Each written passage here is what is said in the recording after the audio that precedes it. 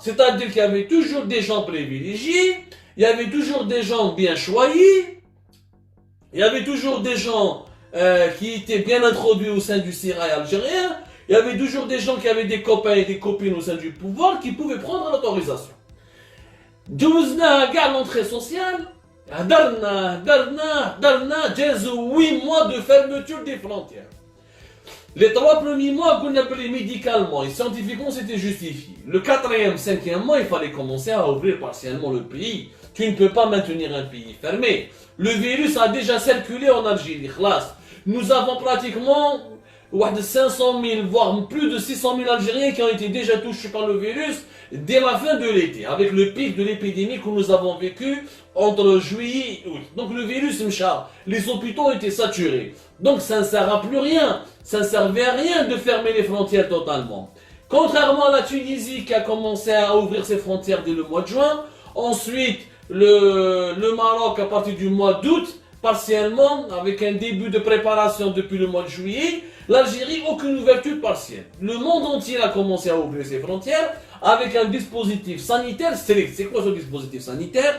Tests de dépistage PCR, les tests les plus fiables à 80%, les plus fiables scientifiquement. Un test de dépistage de moins de 72 heures, plus une attestation médicale qui est délivrée par un médecin que tu n'as pas de symptômes du Covid-19 24 heures avant de prendre le vol, plus une fiche sanitaire que tu dois remplir au niveau de la compagnie aérienne, ou là il fait. Le dispositif avec. Même le premier foyer, les foyers les plus dangereux de l'épidémie qui est l'Afrique du Sud, le Nigeria, ils ont commencé à ouvrir leurs frontières octobre, septembre, novembre, selon un calendrier. L'Angola, qui était le pays le plus fermé, et le plus dur au niveau de la fermeture des frontières, et fin octobre, il a commencé à faire une ouverture partielle. L'Algérie, l'Algérie, la Libye, l'Érythrée.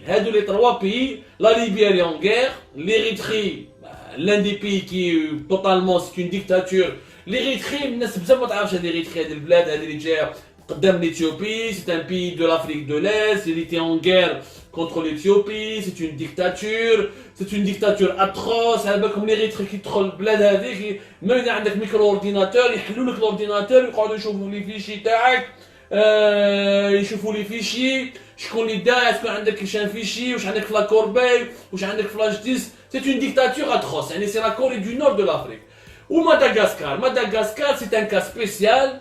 Kano, un pays qui est lointain, une grande île, etc. Ils ont un gouvernement un peu bizarre.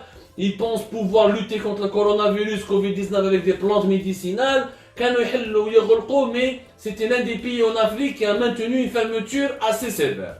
La Libye elle est en guerre, c'est déjà un pays qui est fermé. Ou l'Algérie continue à imposer des autorisations d'entrer sur le territoire national.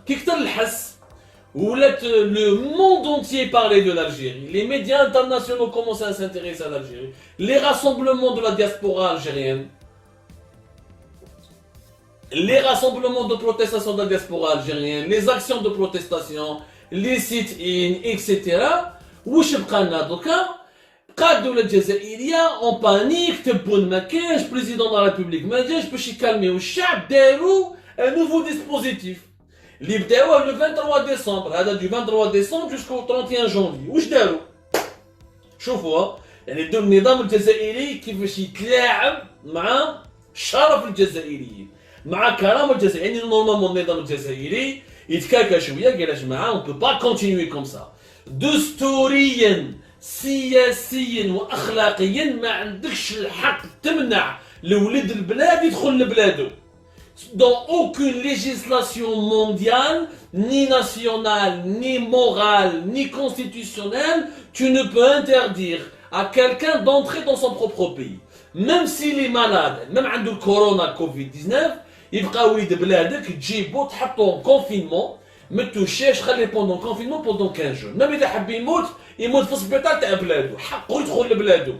C'est un droit qui est inaliénable. C'est un droit fondamental. Ça fait partie des droits humains les plus élémentaires. De pouvoir revenir dans mon pays, de quitter mon pays, de pouvoir revenir dans la liberté de circulation. mais notamment le droit d'être dans mon pays. هذا راهو جزائري هذا ما عندكش الحق. شغل ما بقى غير نحيو الجزائريه تاعو وخلاص. Pourquoi vous voulez leur garder la nationalité? Enlevez-leur la nationalité وخلاص. ما كاينش هذه. شوفوا قانونيا اخلاقيا il n'y a aucune législation. Même quand le pays est en guerre, l'équivalent de 100 000 dinars, entre 100 000 et 120 000, entre 100 000 et 120 000 dinars, non, 10 000, pardonnez-moi, 10 000, million, 10 000 à 12 000 dinars, يعني 50 euros. Vous 50 euros. Les deux tests de dépistage te coûtent 100 euros. Donc, les deux prix, tu as les deux billets plus les tests de dépistage. La destination Algérie coûte à partir de Paris 830 euros. 830 euros pour pouvoir aller en Algérie et faire 2 heures de vol et revenir. Elle dit depuis Paris. Qui nous rejoint les pays voisins, Marrakech par exemple, en pleine période de fête, elle est entre à 500 euros. Maximum, le billet le plus cher pour aller de Paris à Marrakech, c'est soit 540 euros. Et les heures de vol, c'est plus long. Marrakech, elle est plus loin de Paris que Alger. Nous interdit à ces citoyens de rentrer chez eux, qui leur a demandé des autorisations, qui leur a demandé des autorisations exceptionnelles, qui leur a infligé des interdictions, allant jusqu'à qui ont causé des prix de billets d'avion défiant toute concurrence. Toute concurrence. Oui, le Maroc au début, il a empêché ses citoyens de rentrer. Le Maroc au début, قال جماعه معلوين ما نقدرش نحل ما نباناش واش بو با ميتريزي نديروا الكونفينمون نشوفوا 3 موا ابري بداو يدخلوا لي ماروكان جويي اوت بداو يدخلوا حنا يا حبيبي من 17 مارس من 18 مارس كاين ناس مساكن راح يموتوا ما يشوفوا بلادهم يشوفوا ماليهم خافوا ربي سبحان الله البريزيدون تاعكم هذا الزورو هذا طالعين هابطين لا فامي تاعو طالعه هابطه هذا واش يكون C'est pas un prophète, subhanallah. Pourquoi la vie de Tebboune, pourquoi les larmes des enfants de Tebboune sont plus chères que les larmes des enfants des autres Algériens qui ne peuvent pas rentrer chez eux? Y a-t-il d'une catégorie s'il y a des classes, sinon s'il y a des intouchables, des classes sociales, des classes, كل واحد ولا classe تاعو, كل واحد ولا race تاعو, il y a des intouchables, il y a des privilégiés, il y a les super Algériens, il y a les mauvais Algériens, etc. C'est tout simplement inacceptable. Cette ouverture des frontières doit se faire. La solution, l'ouverture partielle des frontières. Il faut arrêter de demander la solution, Yanis. La solution, c'est d'être un pays normal.